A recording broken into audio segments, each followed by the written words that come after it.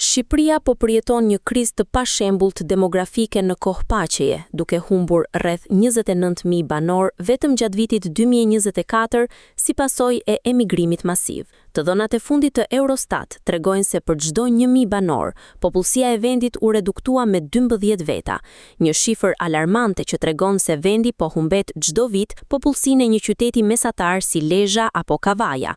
Ndryshe nga dekadat e kaluara, kjo ikje e paprecedent e krahut të punës po ndodh në një moment kur edhe lindshmëria ka rënë në nivele historike, duke krijuar një goditje të dyfisht që po përshpejton plakjen e skajshme të shoqërisë.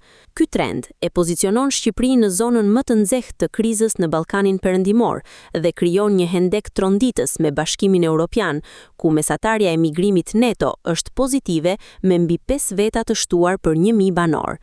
Ndërsa Europa pasurohet me kapital njerëzor, Shqipëria mbetet një eksportues neto i krahut të punës.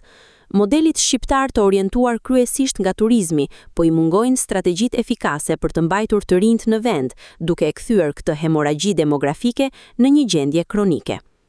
Ndryshe nga vendi ynë, shtetet e ish bllokut lindor si Polonia, Hungaria, Slovenia apo vendet balltike, të cilat dikur vuanin nga i njëjti fenomen, kanë arritur ta përmbysin me sukses këtë trend.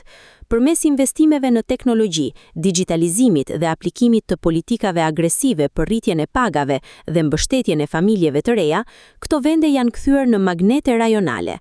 Ekspertët sugjerojnë se Shqipëria duhet të mësojë urgjentisht nga ky model, duke u fokusuar në rritjen e standardit të jetesës në mënyrë që vendi të bëhet sërish i jetueshëm për ata që largohen.